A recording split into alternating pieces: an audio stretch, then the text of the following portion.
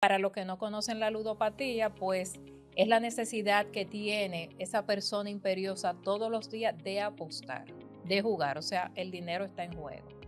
En el caso de la ludopatía, lamentablemente cuando van allá, la familia se siente muy traicionada, engañada por su paciente.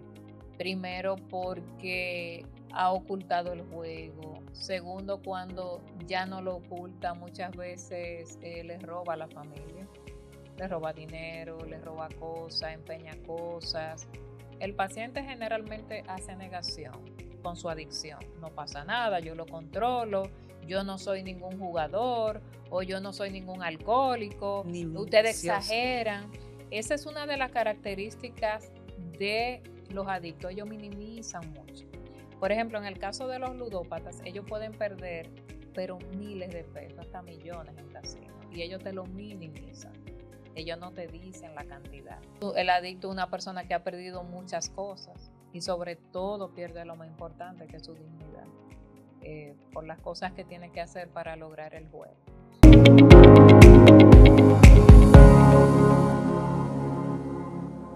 Bienvenidos a un nuevo episodio de Un Giro Diferente. Qué gusto, como siempre, estar aquí de nuevo y gracias a ustedes por acompañarnos. A ti que me escuchas, ¿alguna vez te has preguntado cómo un simple juego puede destruir una vida entera? Sí, esto puede suceder. Y justo por eso traemos en el día de hoy el tema de la ludopatía o la adicción al juego. Algo que inicia como una diversión inocente puede convertirse en una lucha devastadora para las personas que lo padecen y para su entorno. Nosotros hoy queremos conocer cuáles son los factores que contribuyen a esta adicción, cuáles son los síntomas característicos y lo más importante, de qué manera evitarla o en el caso de que ya la persona esté en esta situación, cómo puede recuperarse de ella.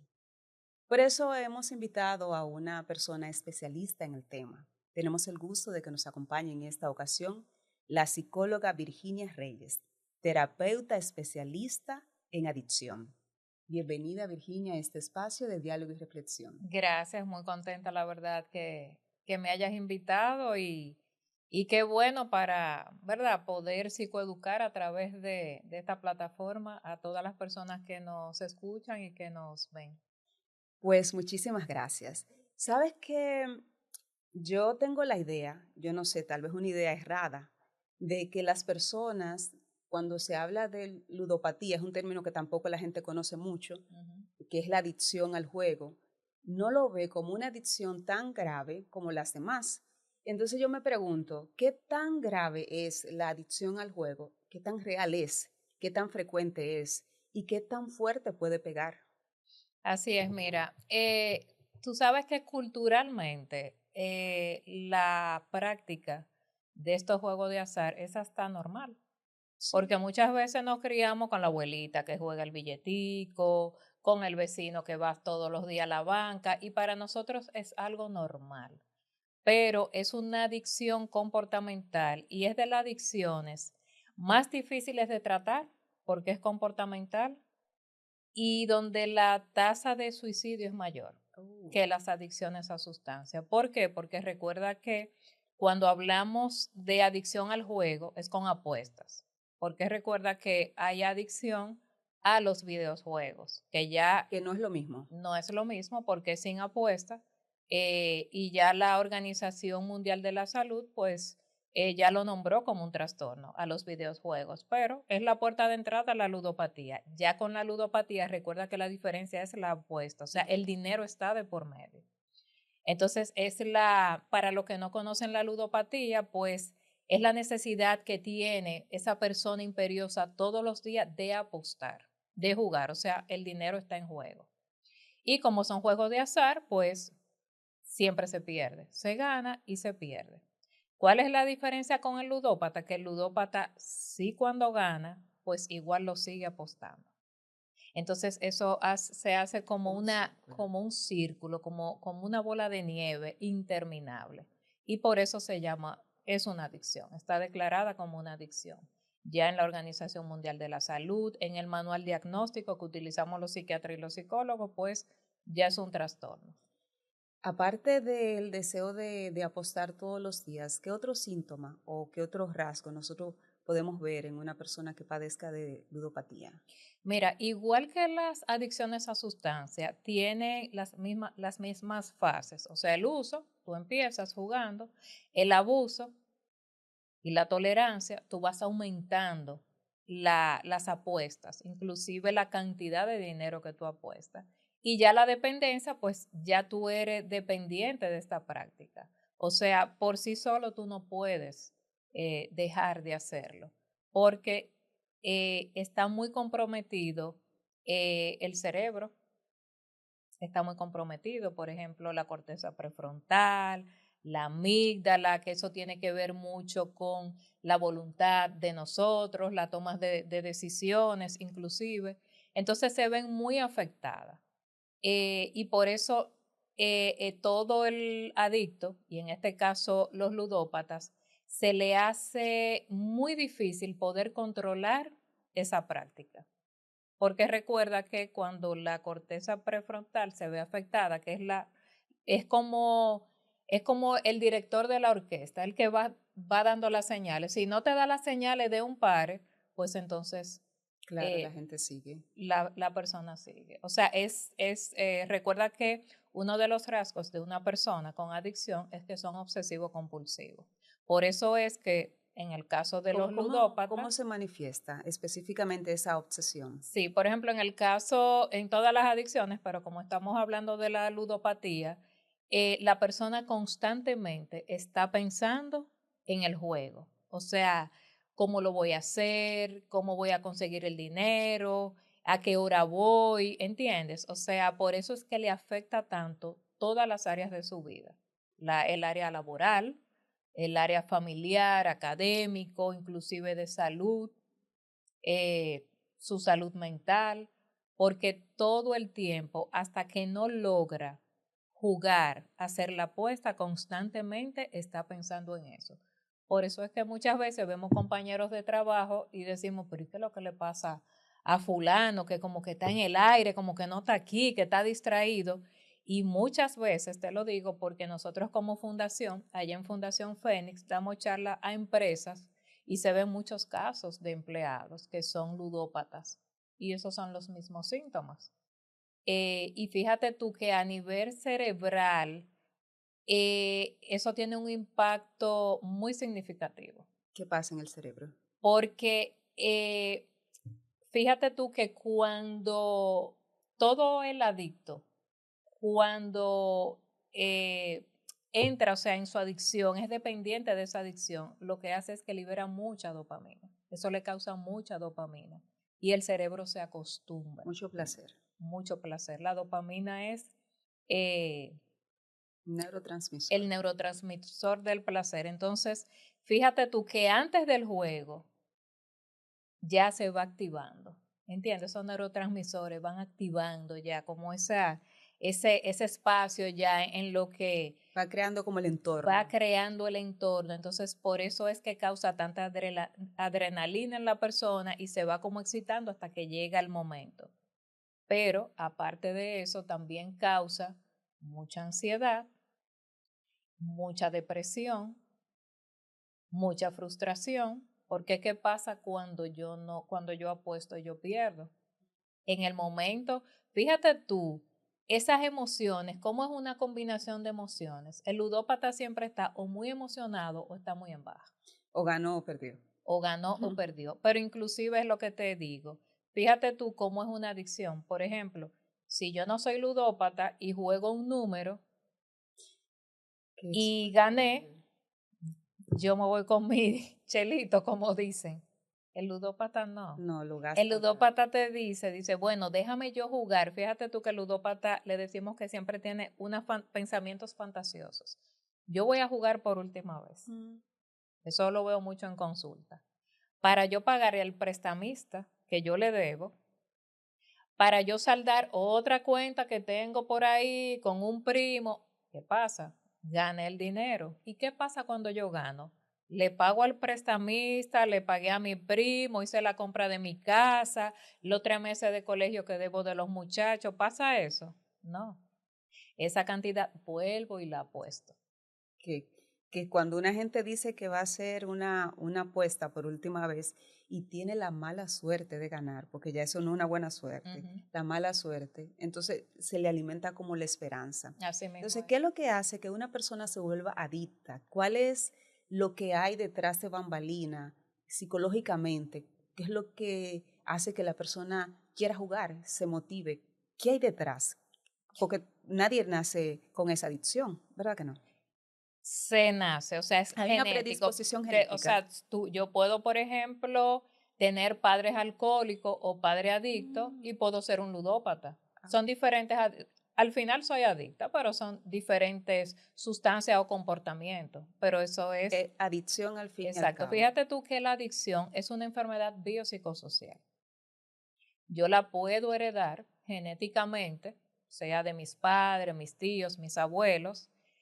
Psicológicamente hubo algo que me enganchó, sea la sustancia. Por ejemplo, vemos mucho en los consumidores de sustancias, muchos traumas. Traumas en la niñez, eh, traumas familiares, y eso lo lleva a el consumo de cualquier tipo de sustancia, porque la sustancia viene siendo como la anestesia a mi dolor. Al problema que esa persona Al problema, exactamente, presenta. al problema. Por ejemplo, cuando en el centro van los pacientes a internamiento o a consultas, a terapia bajo costo, se ven mucho esos traumas de la niñez, violaciones, familias disfuncionales, muchos episodios dramáticos que como niños uno no lo gestiona adecuadamente. Entonces, al tú reprimir tantas cosas, como niño, pues es una bomba de tiempo. Y cuando voy creciendo y soy adolescente, pues tropiezo con doña adicción. Y eso, entre comillas, hace que por un momento La gente me se dé un sienta. poco de anestesia, me olvide un poco. Entonces, por eso, psicológicamente, el paciente se engancha mucho. Porque cuando yo practico un comportamiento adictivo como la ludopatía o consumo cualquier tipo de sustancia, en ese momento yo estoy anestesiada. Por un momento, esos pensamientos que yo tengo, muy intrusivos, pues yo lo tengo a un Se lado. apagan. Se apagan, pero yo me voy destruyendo cerebralmente, físicamente, emocionalmente, o sea, mi vida es un caos, ¿entiendes? O sea, le ven una solución rápida y entonces ahí es el enganche. Y también socialmente, también presión social, conductas aprendidas, por ejemplo, si yo veo un familiar que juega mucho, que apuesta mucho y yo de niño voy viendo eso como algo normal, pues yo también asumo la práctica. Por ejemplo, estas familias, como te digo, estas doñitas que viven jugando, ay, Sí. compré la nevera porque me saqué tanto. Ah, Ándale. entonces como niño yo voy creciendo porque lo veo mucho en consulta, que si yo juego yo resuelvo unos cuantos problemas. ¿Entiendes? Pero yo me voy enganchando. ¿Por qué? Porque recuerda que cuando yo juego por apuesta, de alguna manera yo tengo liberación de dopamina y eso me engancha también y es No, y chulísimo. la gente se Tú siente sientes bien. placer, ¿entiendes? Y recuerda que el cerebro te pide dopamina, pero el cerebro no puede discernir si es buena o mala para ti. Solamente la dopamina. Exactamente. Pero el cerebro no te dice eso es malo y esto es bueno, no, dopamina, dame dopamina. Sí, ese ¿Entiendes? placer. Es el placer. Y este placer que en la medida en que vamos probando, queremos más y Exactamente, queremos más. Y eso es lo que hace que una persona caiga en una adicción, que no exactamente. puede controlarlo, porque el cerebro le demanda cada vez más placer para sentirse vivo. Y cuando nosotros hablamos de adicción al juego, casi siempre la gente lo ve como a los casinos, Ujú. que es como el lugar donde la gente va a apostar, pero aquí hay muchas bancas de apuesta. Entonces, Muchas. ¿cuáles otros juegos son adictivos y que la gente tal vez no lo ve así como...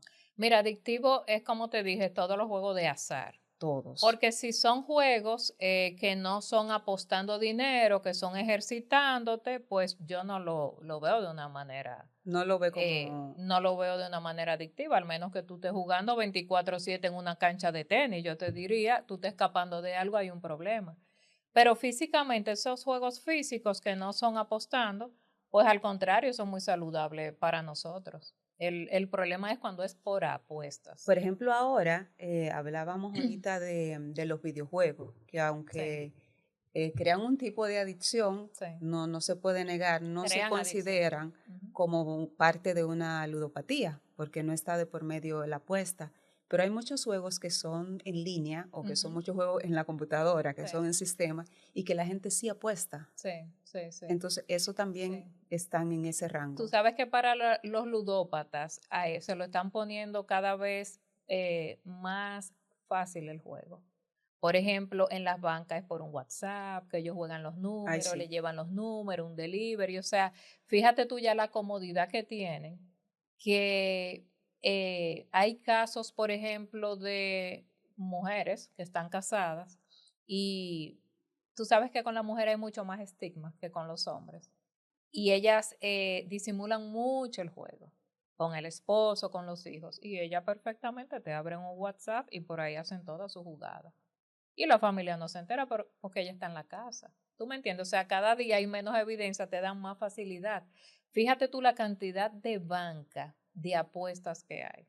O sea, tú vas por una calle muchísimas. y hay más bancas que colmados. Literalmente, más Literal, bancas que colmados. literal. Tú lo cuentas y tú dices, pero hay 5 colmados y hay 10 bancas. Inclusive hay una estadística, para mí es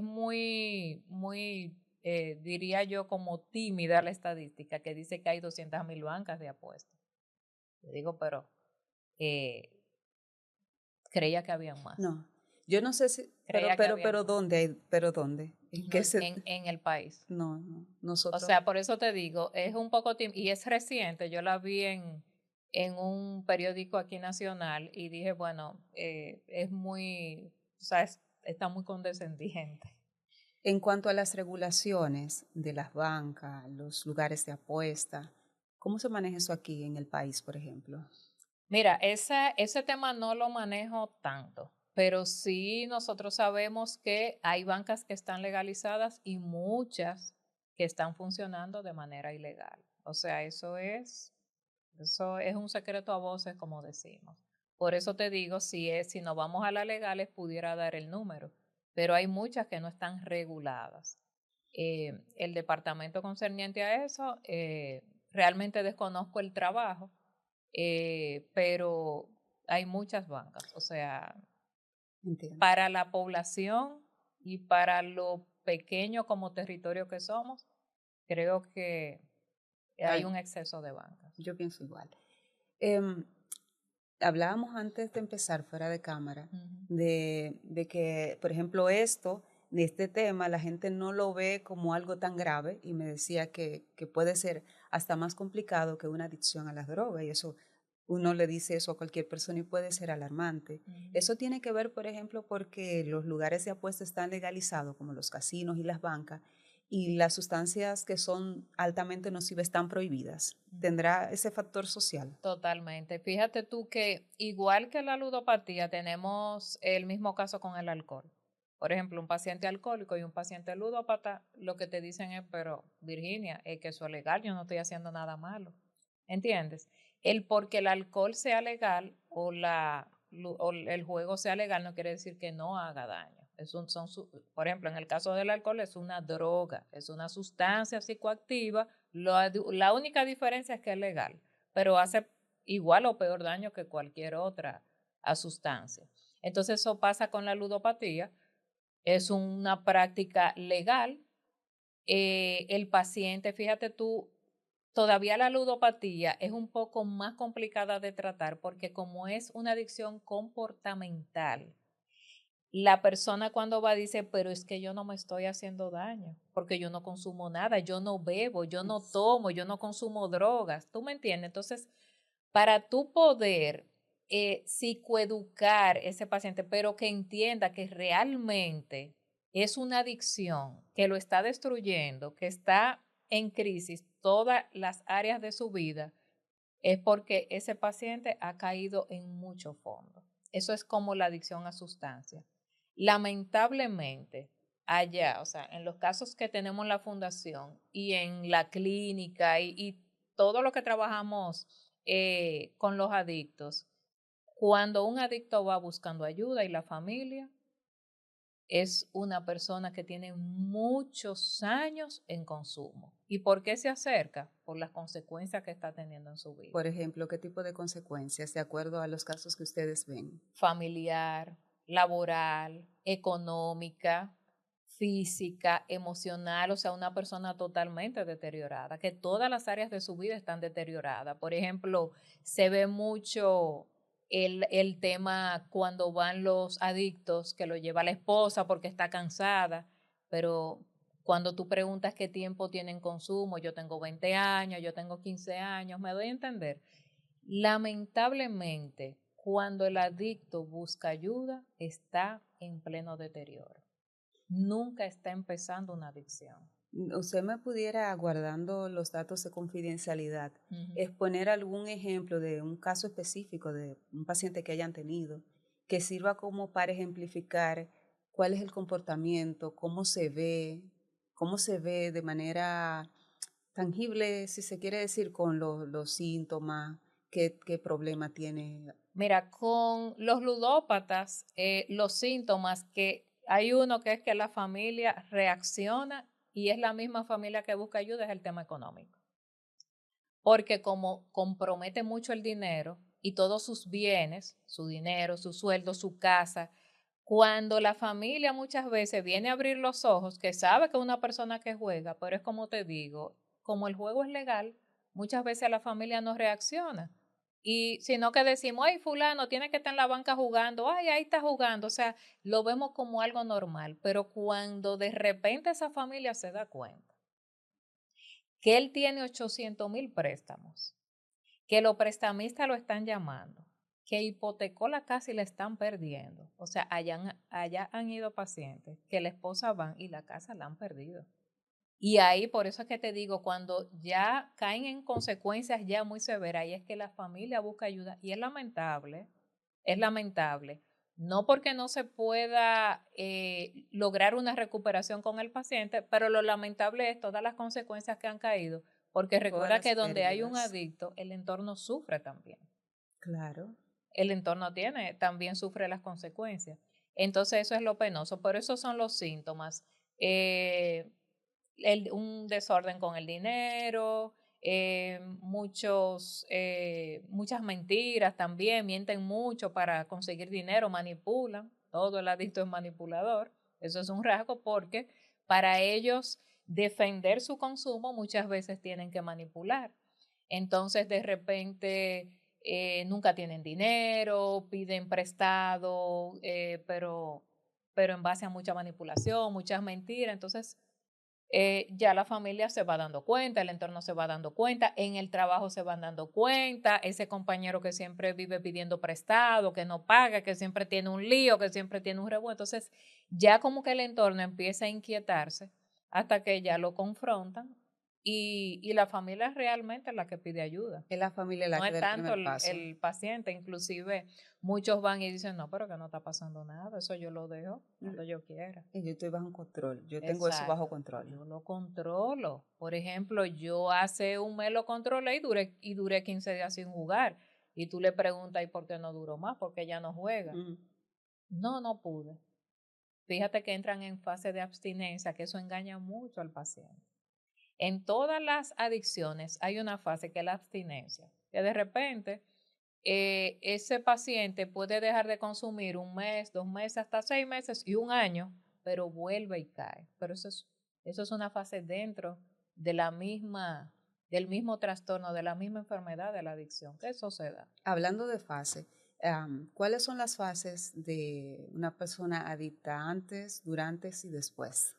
El uso, como te dije hace un momento, el uso cuando yo empiezo a probar, comienzo a usar. Fíjate tú que la adicción siempre va a ser progresiva, sea sustancia o comportamental, siempre es progresiva. No voy a jugar lo mismo Cuando empecé, que como estoy jugando 5 años después, cuando empecé puedo hacerlo una vez al mes, una vez al año, 2 veces al año, pero ya 5, 10 años yo te juego diario y te juego hasta 2 veces al día. ¿Entiendes? Entonces es el uso, el abuso, eso quiere decir, recuerda, progresivo, voy aumentando, aumentando, aumentando. Y en el caso de las apuestas y el dinero, cuando pierdo es como un desafío, lo voy a hacer mejor. Entonces vienen esos pensamientos fantasiosos del ludópata. El ludópata es experto en esos pensamientos, o sea, se hacen una fantasía y no piensan que es un juego de azar, que al final de cuentas siempre el dueño de la banca es el que va a ganar, sino que te dicen, tú sabes qué, que la estrategia que yo utilicé no era, yo voy a cambiar la estrategia.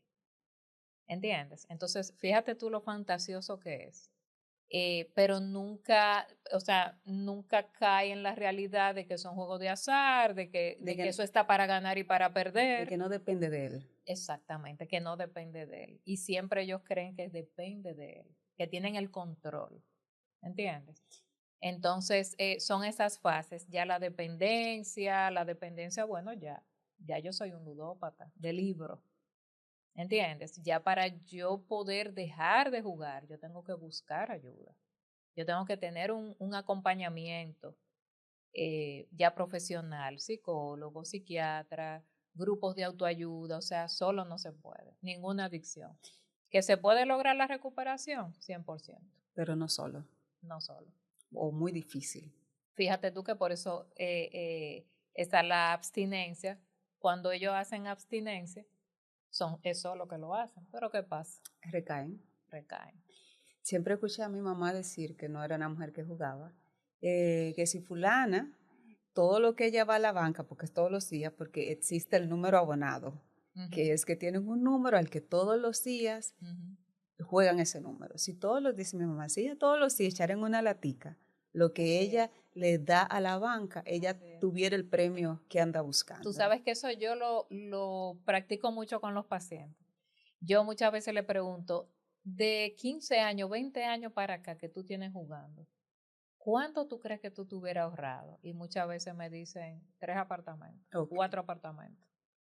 Fíjate tú, y ellos mismos, haciendo la práctica, se quedan Sorprendidos. sorprendidos, pensativos, como, wow, ¿cuánto dinero yo he derrochado? En nuestro país es un tema cultural, el jugar, por ejemplo, en la banca, eso es cultural. Total. Y yo eh, tengo la idea de como que no se conoce mucho el término, no se maneja como un problema, como una adicción, es algo normal, como la gente que va al colmado a comprar salsa o a comprar arroz, así pasa por la banca. Desde la fundación, ¿cómo ustedes llevan el mensaje de prevención? Mira, en el caso de la ludopatía, pues nosotros solicitamos mucho, o sea, dar charla en las empresas.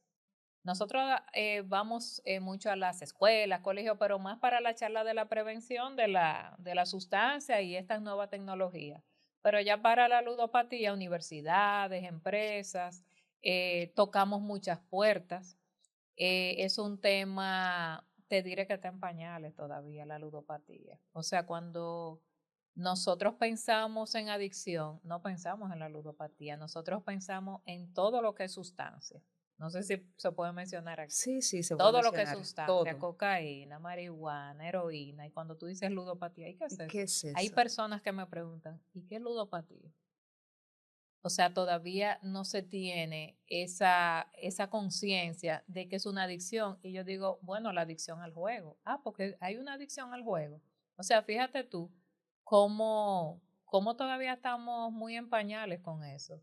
Y por eso es uno de los motivos de nosotros llevar el mensaje. Y allá en la fundación tendremos una próxima charla a la sociedad sobre eso, porque la verdad que hay que estarlo replicando, informando. Mira, hasta los mismos pacientes y los familiares se acercan allá y no saben lo que es la ludopatía, solamente que tienen un problema con el juego, pero desconocen totalmente. Cuando el paciente vaya y los familiares, es una psicoeducación que se le tiene que dar, que conozcan primero. Y cuando ellos conocen, dicen, wow, recuerda que es algo, las adicciones tienen mucho estigma. y es algo de viciosos, no de enfermos. Sí, ¿Entiendes? O sea, para muchas personas no no es están un enfermos, trastorno, no, no sino están es enfermos. un vicio. El que juega es un loco viejo, es un sinvergüenza, es un irresponsable, y realmente estamos hablando de una persona enferma. Y como no es un tema tan conocido, más o menos como la familia, que son las que dan el primer paso, ¿cómo se enteran de la fundación y del servicio que dan? Sí, bueno, nosotros como visitamos programas de radios mensualmente, muchas veces se enteran por ahí, dice, ay, lo escuché en el radio y yo no sabía, inclusive llaman al programa, pero inmediatamente hablamos en esos programas de ludopatía, las personas se enteran mucho. Fíjate tú que el programa que tenemos allá de terapia a bajo costo para personas con bajos recursos económicos, la mayoría es porque han escuchado la radio. Como son por lo general las familias, los externos que se dan cuenta del problema que tiene una persona afectada en su Ujú, círculo, ujú. ¿qué herramientas nosotros le pudiéramos dar a la familia para tratar con una persona que está en adicción por juego? Mira, eso es un tema, porque eso es un tema. Tú sabes que la mayoría de las personas que llaman son los familiares. Yo creo que de tantos pacientes que nosotros vemos, yo puedo contar con esta mano la persona adicta que ha llamado y ha dicho yo necesito ayuda. Siempre son los familiares, pero se vale, ¿eh? Se vale. Eh, Mientras el paciente llegue allá, pues es un paso no ganado que importa cómo tenemos. llegue, Claro que sí, no importa cómo llegue. Entonces, la familia muchas veces, cuando llegan allá o cuando llaman, la familia está muy resentida con el paciente. En el caso de la ludopatía, lamentablemente, cuando van allá, la familia se siente muy traicionada, engañada por su paciente. Primero porque ha ocultado el juego. Segundo, cuando ya no lo oculta, muchas veces les roba a la familia. Les roba dinero, les roba cosas, empeña cosas. O sea, hace, tú sabes, muchas prácticas muy deshonestas con la familia y la familia no entiende que es una persona totalmente con un cerebro secuestrado por jugar. No lo entiende así. Entonces, muchas veces hay que explicarle, no es para justificar, pero sí ellos tienen que entender cómo funciona ese cerebro de un ludópata. Entonces, cuando van allá son familias muy resentidas. El adicto es una persona que ha perdido muchas cosas y sobre todo pierde lo más importante, que es su dignidad, por las cosas que tiene que hacer para lograr el juego.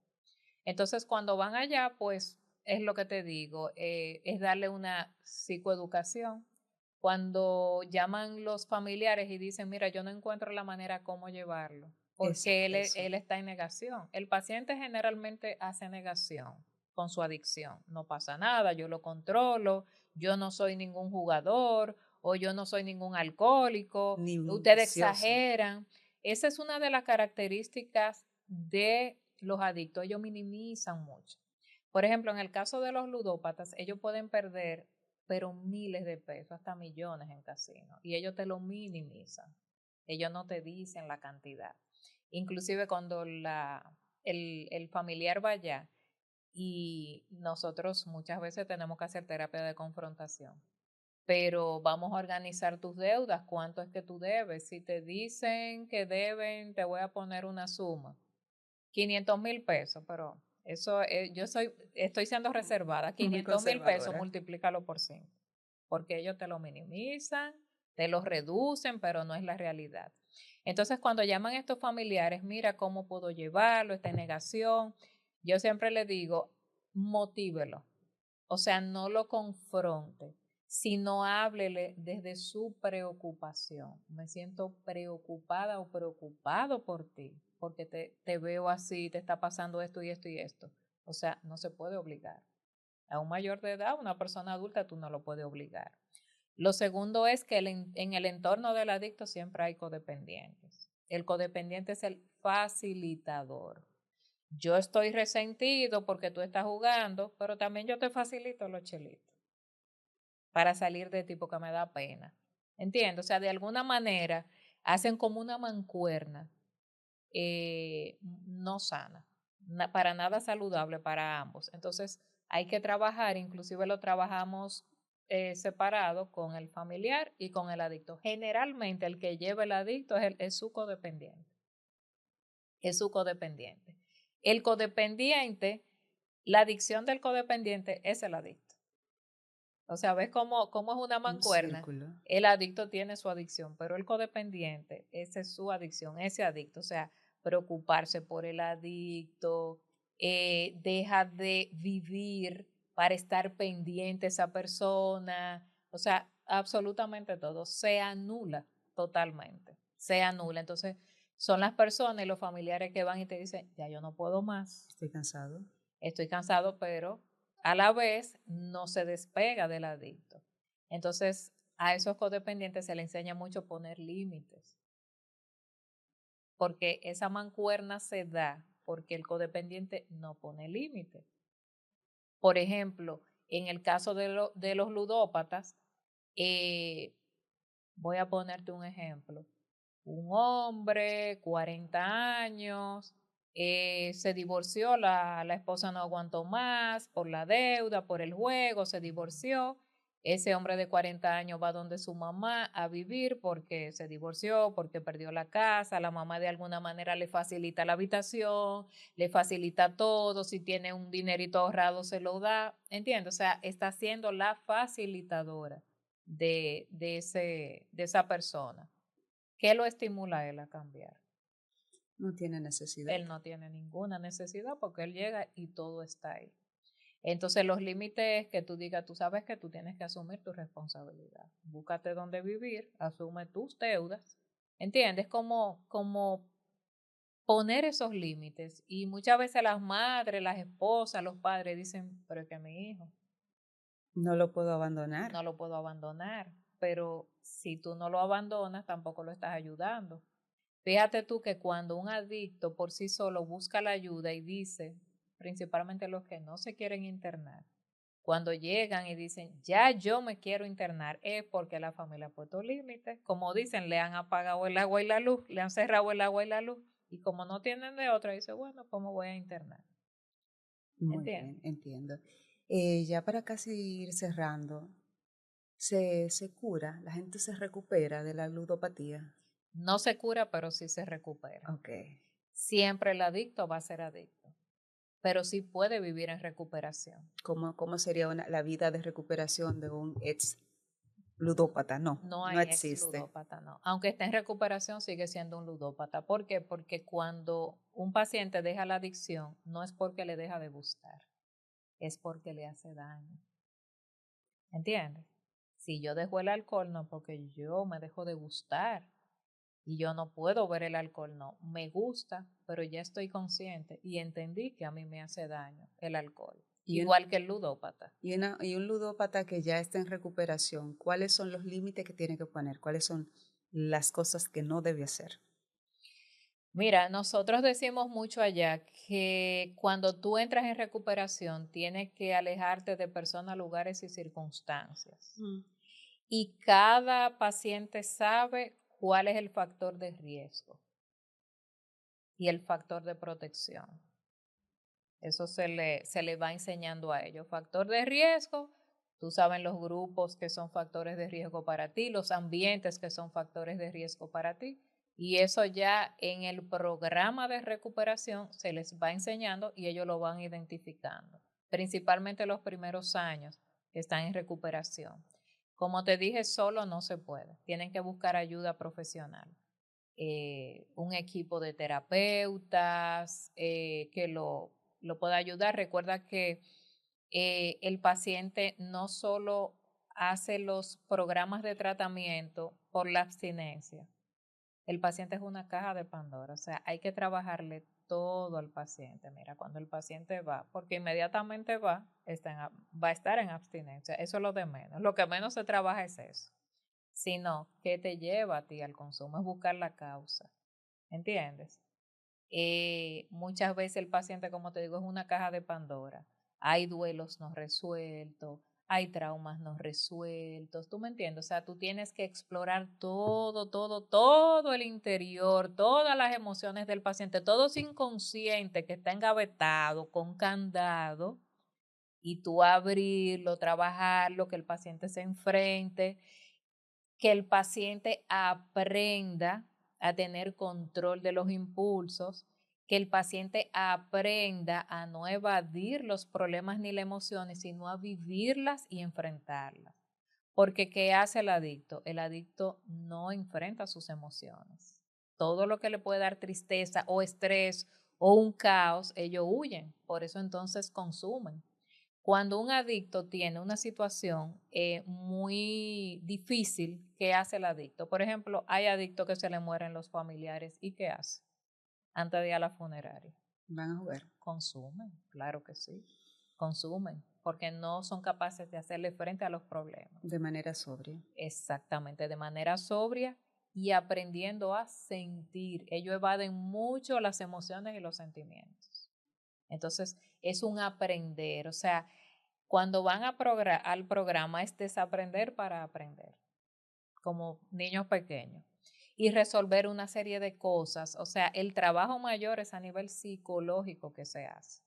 Porque si lo que yo tengo dentro, si lo que me está causando buscar esa anestesia, yo no la identifico y la trabajo, pues yo no estoy en nada. Yo tengo que identificar qué me lleva a eso. Yo tengo que aprender a buscar los factores míos de protección, identificar los de riesgo para yo mismo cuidarme, ¿entiendes? Trabajar mi autoestima, o sea, son muchas cosas, mucho trabajo que se hace a nivel terapéutico. Están los grupos de autoayuda, los jugadores anónimos. Por ejemplo,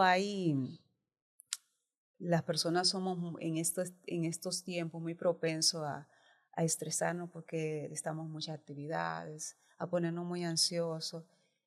Y a veces la gente no sabe que su salida de escape a veces es jugar. Y lo hacemos, digo, en sentido general, como persona, como, ay, tengo que desconectarme. Eso sería entonces, hay que tener cuidado con Claro, cómo nosotros manejamos. claro que sí. Y hay muchos hábitos saludables que nosotros podemos adoptar en nuestra vida, que no necesariamente tiene que ser el juego. Y hay otros tipos de juegos que son muy saludables, como te digo, que jugar tenis, que jugar basquetbol, que jugar béisbol. O sea, son ejercicios y son juegos sin apuestas, pero que contribuyen muchísimo a la salud, nuestra salud mental, o sea, que son buenísimos. Y otra práctica, siempre nosotros le preguntamos al paciente, ¿qué es lo que te gusta hacer?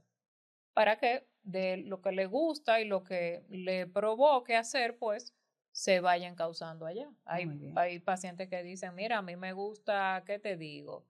Eh, por ejemplo, hasta ir a la iglesia. Eso me disipa, eso para mí es un momento de reflexión. Pues ve a tu iglesia. ¿Entiendes? A mí me disipa mucho y me relaja mucho caminar. Camina. ¿Entiendes? O sea, uno va Identificar. buscando, exacto, que ellos identifiquen en que pueden, pues, tener como este tiempo para ellos recreativo, que eso es necesario. Ellos tener su tiempo para ellos, independientemente de terapia, independiente de grupo de autoayuda, necesitan también buscar otro espacio para ellos, que le dé plenitud, que le dé bienestar, que sea un hábito saludable, Muy bien. realmente. Y ya para terminar, ¿qué le pudiéramos decir a la familia o al entorno de una persona que sea adicta al juego, que no sabe cómo tratarlo?